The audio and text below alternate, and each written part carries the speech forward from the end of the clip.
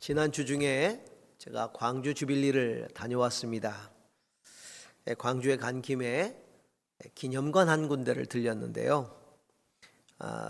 그 광주의 호신대학교 앞에 유진벨 광주 최초의 선교사님이시고 최초의 교회를 세우셨던 유진벨 선교사님 기념관이 있어서 둘러봤습니다. 근데 그 기념관 옆에 광주 첫 장로님이셨던 최흥종 장로님 기념관도 같이 있었습니다.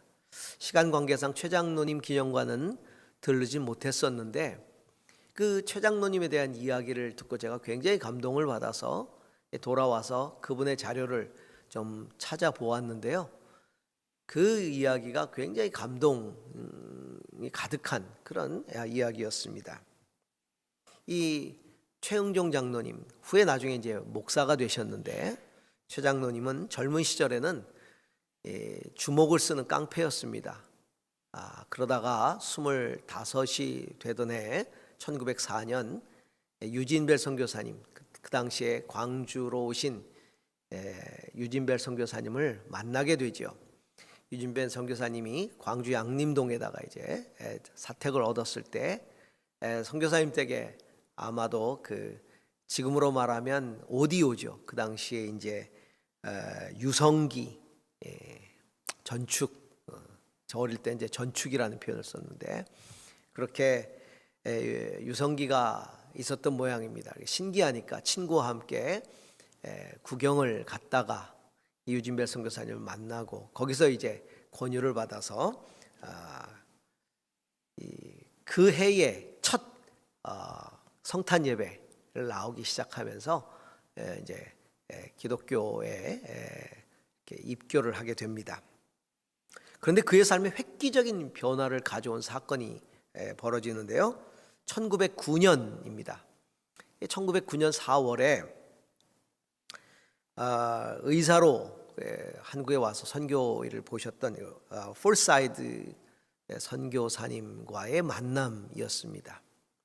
그 당시에 이제 광주에 오원이라는 선교사님이 들어와 계셨는데 그만 이 오원 선교사님이 사역을 하시다가 폐렴에 걸려서 죽을 지경에 이르게 됩니다. 그래서 그 당시에 목포에 계셨던 폴사이드 선교사님을 광주로 오시도록 이렇게 요청을 하지요. 그리고 광주에 오시는 이 선교사님을 맞이하기 위해서 이 최 장로님을 영산포로 보냅니다. 최 장로님이 그곳에서 폴사이드 선교사님을 영접을 해서 이제 폴사이드 선교사님이 나귀를 타고 최 장로님과 함께 이제 광주로 오는 중이었습니다. 그러다가 효천의 금당산 자락 그 기슬께서 폴사이드 선교사님이 한 나병 환자를 만나게 됩니다. 한 여인이었는데요. 나병 환자가 추위에 떨면서 그렇게 있는 그 모습을 보고 자기가 입고 있던 외투를 벗어서 그 나병 환자를 덮어주고 그 나병 환자를 들어서 나귀에 태우고 그리고는 선교사님은 내려서 이 나귀를 끌고 그리고 이제 광주를 들어서는 것이죠. 그러던 차에 이 나병 환자가 들고 있던 지팡이가 땅에 떨어져서 이 폴사이드 선교사님이 최 장로님께 그 당시에 이제 성도죠. 그 지팡이를 좀 주워서 드려라. 그런데 그 지팡이를 주울 수가 없는 거예요. 이 나병 환자의 피고름이 묻어 있는 그거를 집었다가는 자기도 걸릴까봐 두려워서 그걸 줍지 못하고 우물쭈물하고 있을 때 뭐하냐고 빨리 집어드리라고. 그런데 이제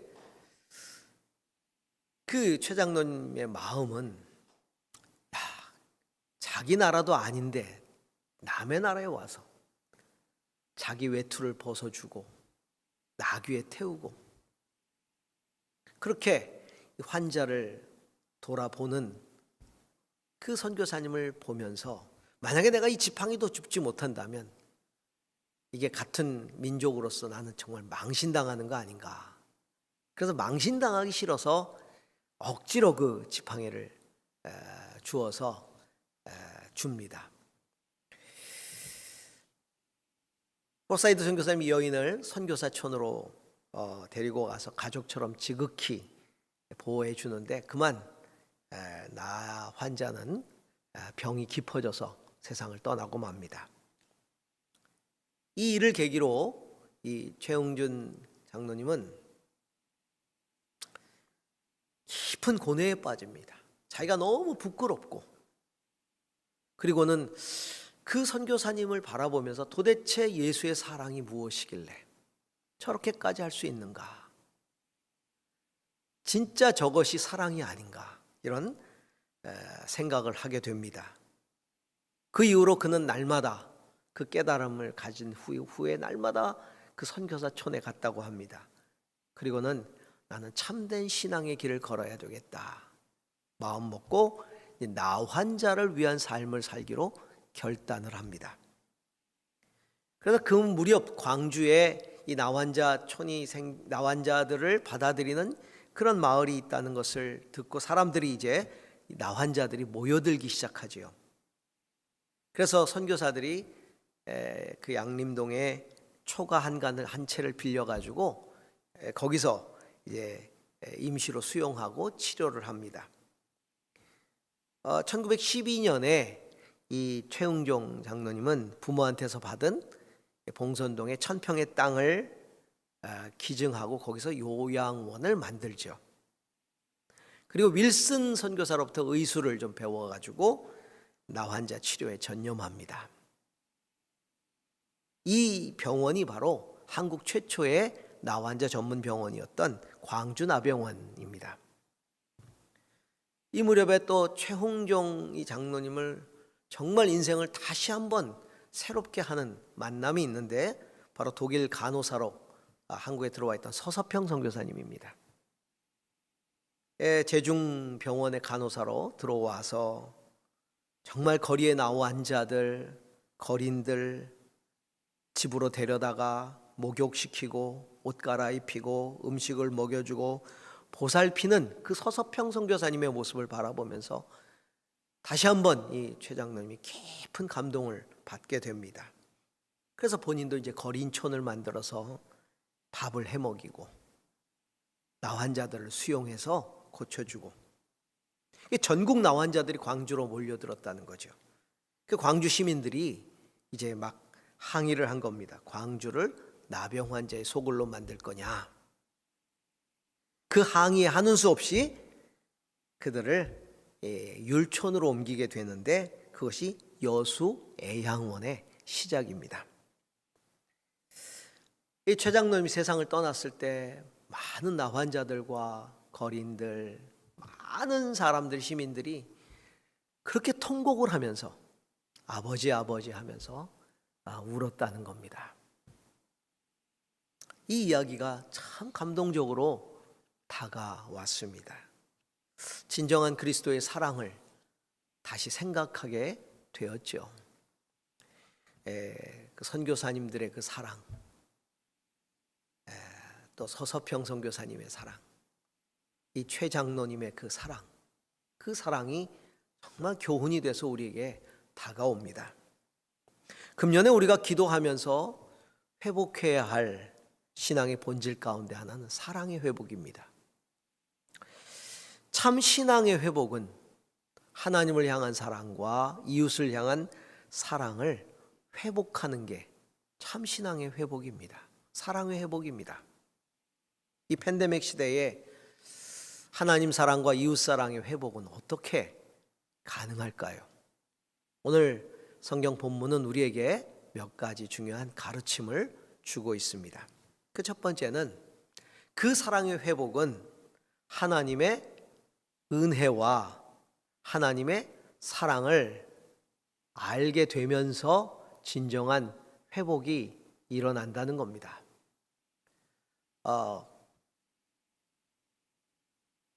진정한 사랑의 회복은 하나님의 은혜와 하나님의 사랑의 회복으로부터 일어난다. 자, 요한일서 4장 7절에서 12절입니다. 자, 함께 읽도록 하겠습니다. 사랑하는 여러분, 서로 사랑합시다. 사랑은 하나님에게서 난 것입니다. 사랑하는 사람은 다 하나님에게서 났고 하나님을 압니다. 사랑하지 않는 사람은 하나님을 알지 못합니다. 하나님은 사랑이시기 때문입니다. 하나님의 사랑이 우리에게 이렇게 드러났으니 곧 하나님이 자기 외아들을 세상에 보내주셔서 우리로 하여금 그로 말미암아 살게 해주신 것입니다. 사랑은 이 사실에 있으니 곧 우리가 하나님을 사랑한 것이 아니라 하나님이 우리를 사랑하셔서 자기 아들을 보내어 우리의 죄를 위하여 화목제물이 되게 하신 것입니다. 사랑하는 여러분, 하나님께서 이렇게까지 우리를 사랑하셨으니 우리도 서로 사랑해야 합니다. 지금까지 하나님을 본 사람은 없습니다. 그러나 우리가 서로 사랑하면 하나님이 우리 가운데 계시고 또 하나님의 사랑이 우리 가운데서 완성된 것입니다.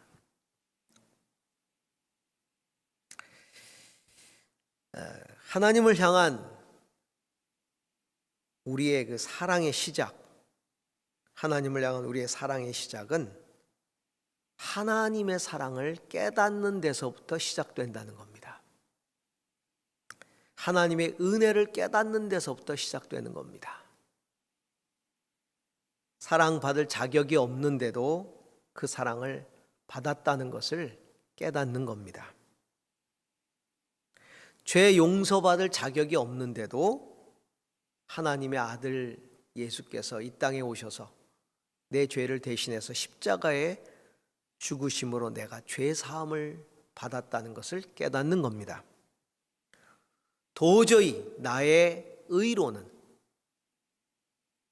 그 예수님을 믿을 수 없는데 성령께서 나에게 그 믿음을 은혜로 주셨다는 그것을 깨닫는 겁니다. 그 은혜를 깨달을 때 비로소 하나님과 이웃을 사랑할 수 있습니다. 오늘 사무엘 하의 본문은 다윗이 왕국을 견고하게 세운 후에 사울 집안의 생존자를 찾는 것으로 시작이 됩니다. 사무엘하 9장 1절에 보면 이렇게 말씀하고 있습니다. 요나단을 보아서라도 남아있는 자손이 있으면 잘 보살펴주고 싶다. 사실 사울의 가문은 다윗의 가문과 정적입니다. 오랫동안 사울은 다윗을 죽이려고 집요하게 추격을 했죠. 다윗은 정말 죽을 고비를 수차례 넘깁니다. 더 이상 도망갈 곳이 없어서 블레셋으로 도망을 하죠. 망명을 합니다. 적국으로. 이스라엘을 가보신 분은 알지만 광야가 굉장히 넓습니다. 숨을 곳이 굉장히 많습니다. 그런데 거기 숨을 데가 없어서 블레셋으로 갔다는 얘기는 얼마나 철저하고 집요하게 다윗을 추적했는가를 알게 하는 대목입니다.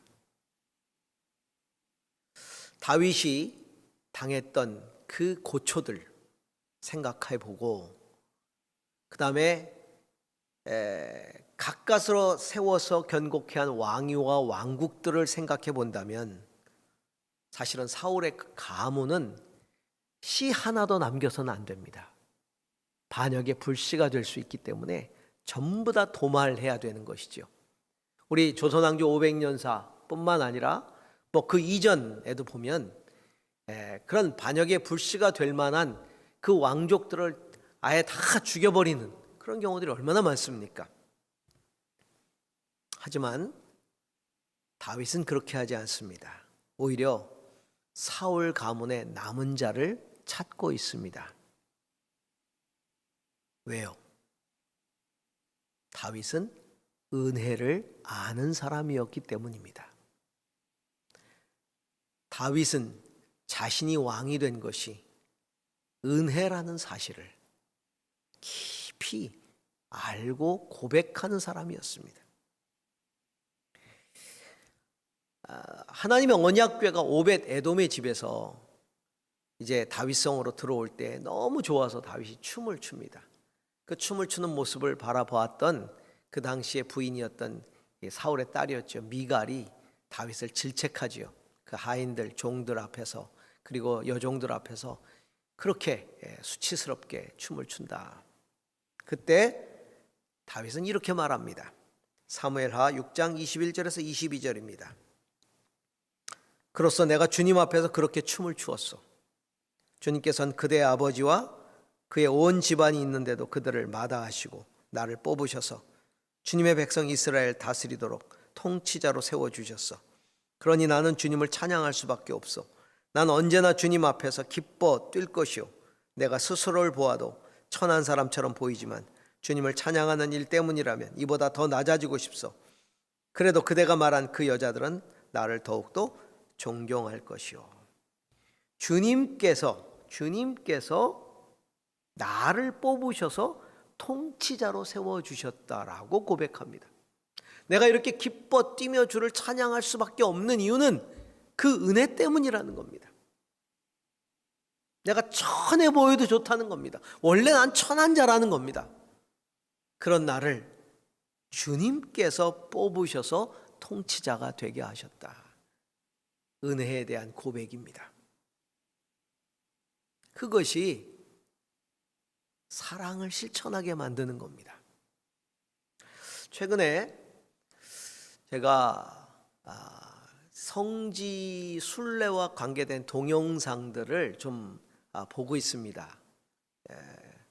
작년에 저희들이 이스라엘을 다시 한번 가서 아우리치를 하기로 했다가 못하기도 했고, 또 저희들이 몇 번 갔던 것들 다시 좀 되새기기도 하고, 또 못 가본 곳도 있어서 이 성지 순례에 관계된 이 동영상이 많이 올라와 있길래 한번 보는데 참 놀라운 은혜가 됩니다.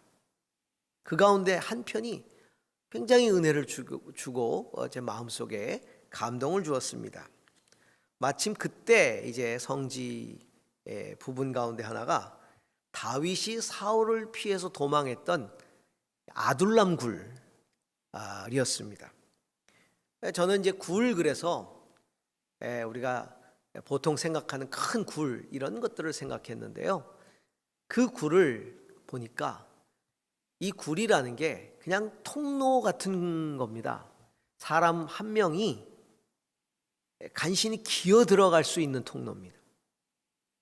그래서 이쪽으로 기어 들어가서 저쪽으로 나오는 거죠. 그 순례객들이 일렬로 줄을 지어서 이제 그 굴로 들어가는 겁니다. 그래서 기어서 그 안으로 쭉 들어가는 거예요. 들어가서 이제 저쪽까지 또 나오는 데까지 나오는 거죠. 쉽지 않습니다. 등치가 좀 있는 사람들은 이 몸이 끼어서 나오기가 굉장히 힘든 분도 있었습니다. 나와서 심지어 우는 사람도 있었어요. 힘이 들어서. 그래서 가까스로 나와서 이제 다 모였을 때 찬양을 합니다. 물론 미리 나와 있던 사람들도 이제 찬양을 시작했고요. 그때 그들이 이제 찬양을 부르는데 이 찬양을 부릅니다. 내가 만민 중에 오 주께 감사하며 주님을 찬양하리 열방 중에서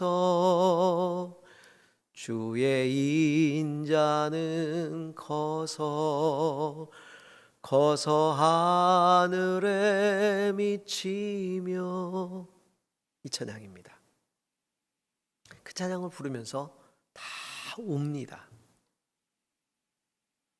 왜 그 찬양을 부르면서 울었을까요?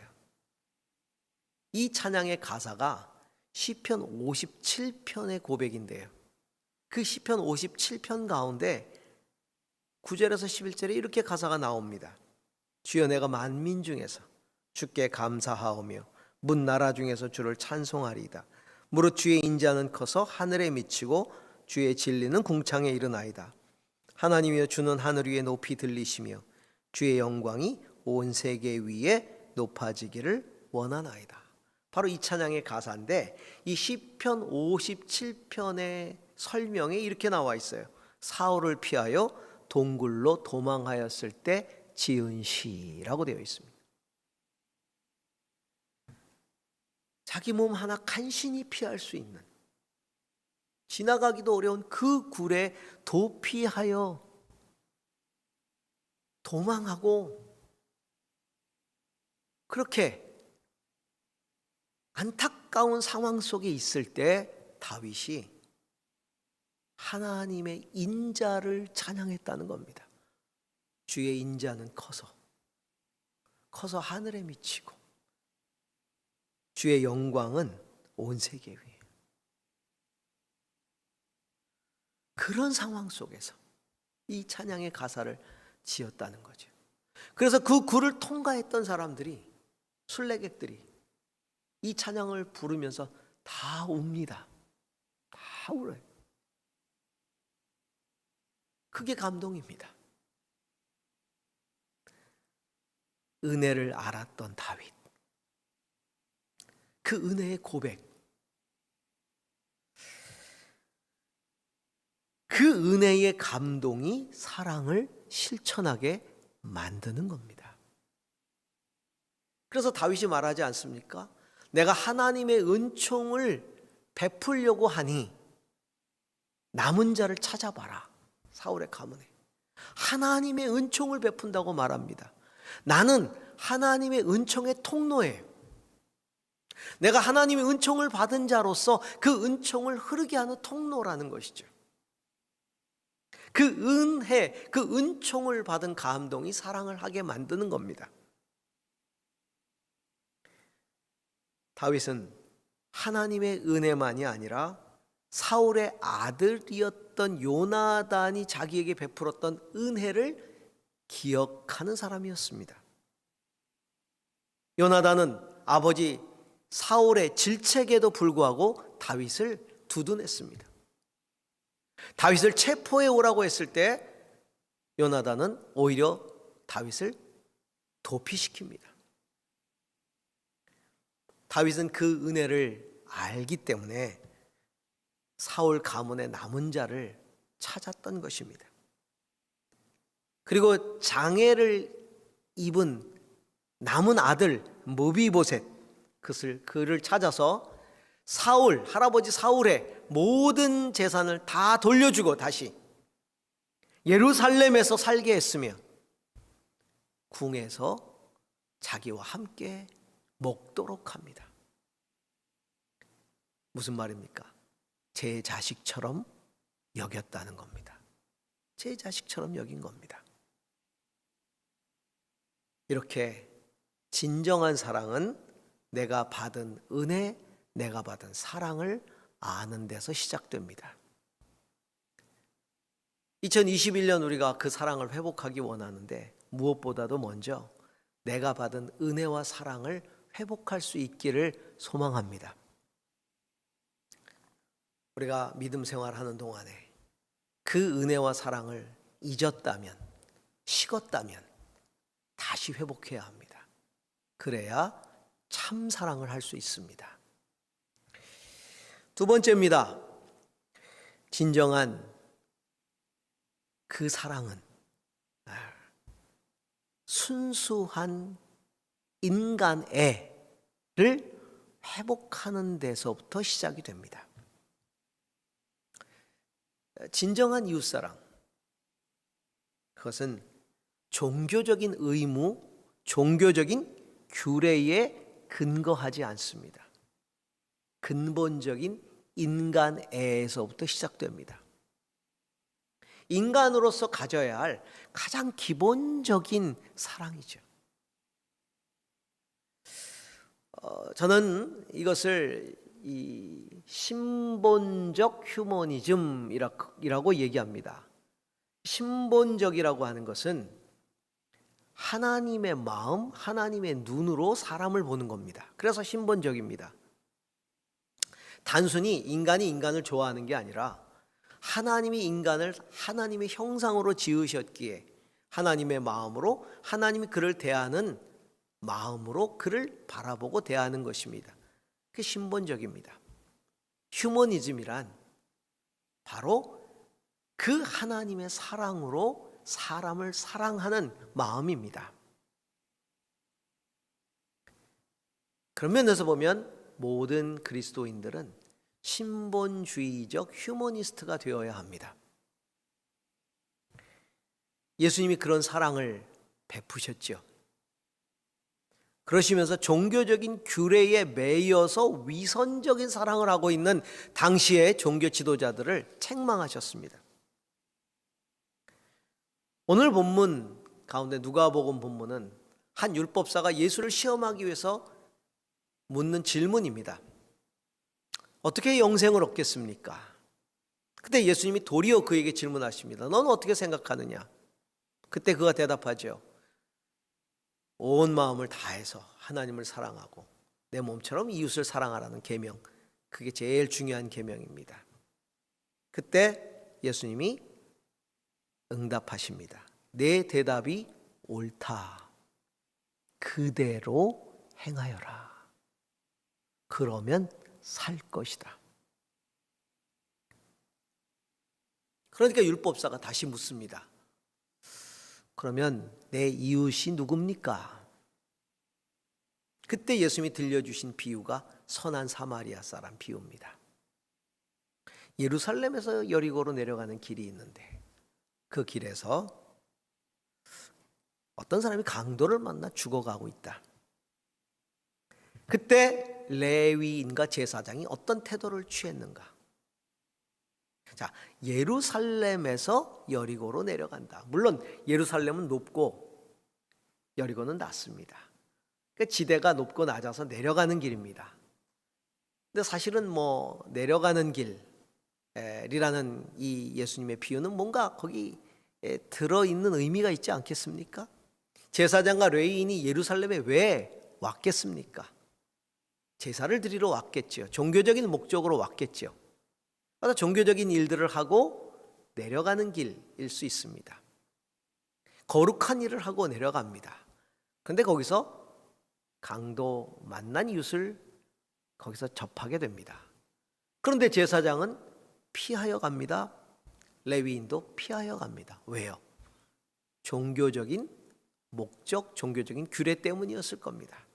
제사를 드리고 가는 그들은 그 거룩성을 유지하기 위해서 죽었을지 모르는 시체를 접촉하지 않기 위해서, 혹은 이방인 시체일지도 모르는 그를 접촉하지 않기 위해서, 다시 말하면 불결해지지 않기 위해서 그랬을 수 있습니다. 종교적으로 보면 매우 조심스러운 거죠. 자기를 지키는 한 방편일 수 있습니다. 그런데 유태인들이 그토록 혐오하는, 싫어하는, 그리고 비난하는 사마리아 사람이, 예수님이 굉장히 의도적으로 이 사람을 등장시킨 거죠. 사마리아 사람이 다가가서 측은히 여겨서 상처를 치유하고 여관으로 데려가 쉬게 하고 후일까지 부탁을 했다는 겁니다. 그 예수님의 말씀에 보면 측은히 여겼다는 말이 있습니다. 측은히 여겼다. 레위인과 종교인은 종교적 규례가 있었습니다. 그 규례를 따라 사랑을 행하는 거죠. 그런데 이 사마리아 사람은 기본적 인간애가 있습니다. 쓰러져 죽어가는 사람을 바라보고 측은히 여기는 마음입니다. 그 측은히 여기는 마음, 그 마음으로 그렇게 행한 것입니다. 그러면서 예수님이 그 율법사에게 질문을 하십니다. 누가 강도 만난 그 사람에게 이웃이 되어 주었느냐? 율법사는 내가 사랑을 베풀어야 할 대상으로서 이웃이 누굽니까? 를 물었습니다. 대상으로서의 이웃입니다. 누가 내 사랑을 받을 자격이 있는 이웃입니까? 이웃의 자격을 물은 겁니다. 그런데 예수님은 사마리아 사람을 통해 사랑의 주체에 대해서 이야기하십니다. 누가 이웃이 되어 주었느냐를 답하십니다.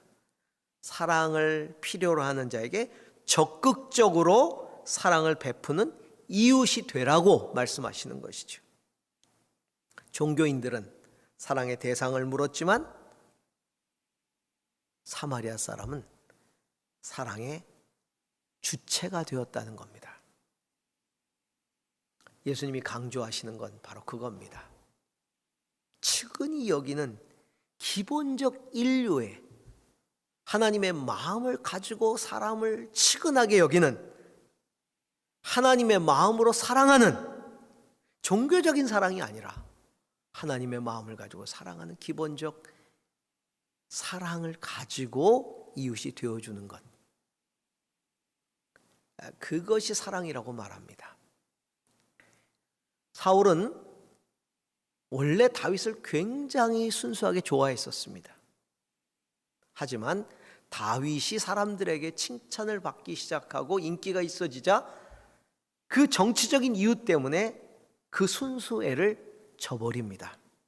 그리고 다윗을 죽이려고 했죠. 그러나 다윗은 그 순수한 사랑, 사울 가문을 향한 그 순수한 사랑으로 요나단의 아들을 끌어안습니다. 다윗은 쫓겨다닐 때도 사울을 해하지 않았습니다. 해할 수 있는 기회가 있었지만 그는 해하지 않았습니다. 그리고 그 요나단의 아들을 찾아서 끌어안습니다. 성도 여러분, 측은히 여기는 인류애가 없는 신앙은 신앙이 아니라 종교입니다. 지금 팬데믹의 상황 속에서 우리에게 필요한 것은 율법적인 종교가 아닙니다. 진정한 이웃이 되어주는 하나님의 마음을 가지고 실천하는 인류애인 것입니다. 하나님의 사랑에 기반을 둔 신본적 휴머니즘으로 실천하는 참 신앙, 그것이 오늘의 시대에, 이 위기의 시대에, 고난의 시대에 모든 사람들이 필요로 하는 것입니다. 그 사랑을 회복할 수 있기를 주의 이름으로 축원합니다. 세 번째는요, 사랑의 회복은 바로 희생적인 사랑의 실천을 회복하는 겁니다. 주님은 율법사에게 내가 한 말이 옳다 그러면서 이렇게 말하죠. 그대로 행하라. 그대로 행하라. 네가 말한 대로, 말에 그치지 말고 말한 대로 행하라 라고 말합니다. 우리가 회복해야 할 사랑은 그것이 하나님을 향한 것이든 사람을 향한 것이든 말과 혀로 하는 사랑이 아니라 진실함으로 그대로 행하는 사랑, 그것이 우리가 회복해야 할 사랑입니다.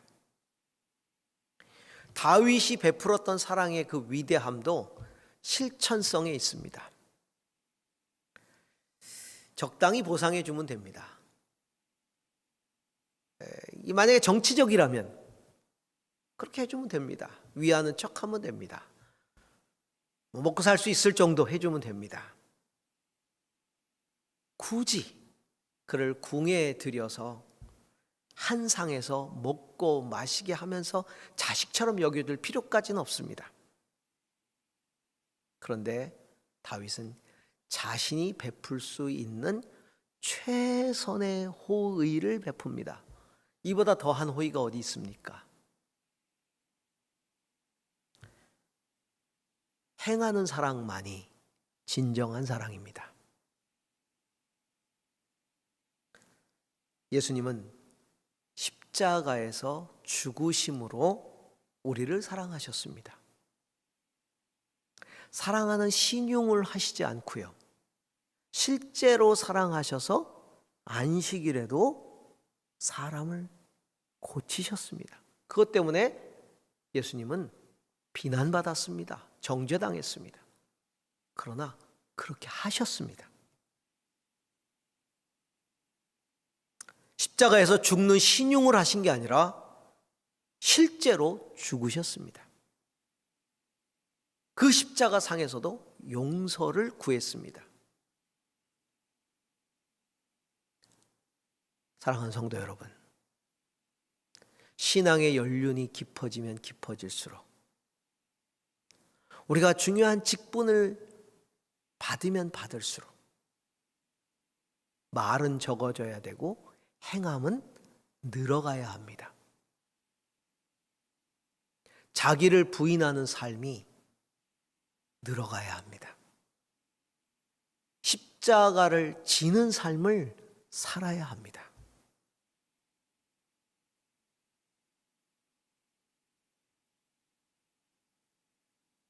가끔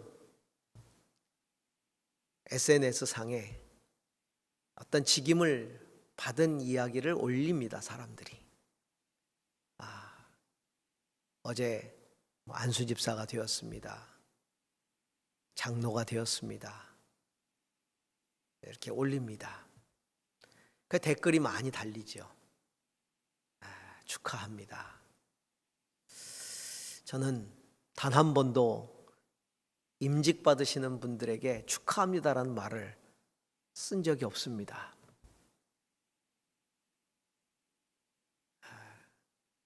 앞으로 고생길이 뻔한데 장로는 집사 때보다 훨씬 더 많은 자기 부인과 십자가가 필요하고, 집사가 아닐 때는 보다 집사 때는 더 그게 필요한데 그걸 축하한다.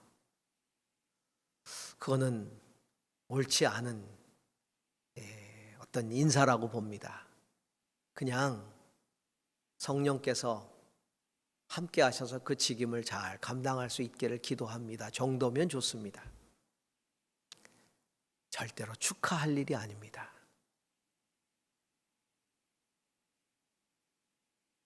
그걸 축하하니까 자기 부인이 안 되는 겁니다. 십자가를 안 지는 겁니다. 자꾸 누리려고 합니다. 세상의 모든 축하받는 직임은 다 올라갈수록 더 많은 것들을 누립니다. 그러나 교회는 그렇지 않습니다. 더 많은 것들을 내려놔야 합니다. 더 많은 것들을 부인해야 합니다. 십자가를 더 져야 합니다. 세월이 흘러갈수록 신앙의 연륜이 20년 됐다, 30년 됐다, 40년 됐다. 말이 적어져야 됩니다. 행함이 늘어야 합니다. 이 팬데믹 시대는요, 말로 하는 사랑을 요구하지 않습니다. 실천적 사랑을 요구합니다. 하나님은 이 팬데믹을 통해 우리가 그 실천적 사랑을 돌아보고 회복시키기를 원하시는 겁니다. 사도 요한이 아까 얘기한 것처럼 지금까지 하나님을 본 사람이 없습니다. 그러나 우리가 서로 사랑을 하면 하나님이 우리 가운데 계시고 그 하나님의 사랑이 우리 가운데서 완성된 것입니다. 하나님의 사랑이 어떻게 완성이 된다고요? 우리의 사랑을 통해 완성이 된다는 겁니다. 하나님의 사랑이 불완전하다는 것이 아니라 우리의 사랑을 바라보면서 완전한 하나님의 사랑을 느낀다는 겁니다, 사람이. 오늘 교회를 바라보면서, 세상이 성도를 바라보면서 하나님의 완전한 사랑을 과연 느낄 수 있을까요? 우리 자신 너무나 잘 알고 있죠. 오늘 우리의 모습이 어떻게 세상 가운데 있는지 회복해야 합니다.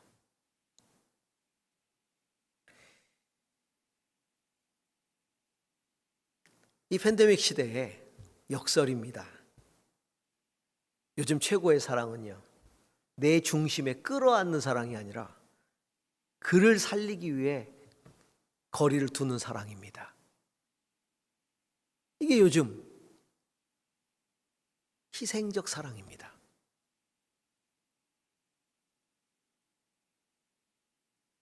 내 중심적으로 끌어안는 사랑해서는 안 됩니다. 사랑이라는 건 항상 타자 중심이 되어야 하는 것이죠. 이 참사랑을 회복해서 우리가 이 세상 가운데 하나님의 완전한 사랑을 나타낼 수 있기를 주의 이름으로 간절히 축원합니다. 기도하겠습니다.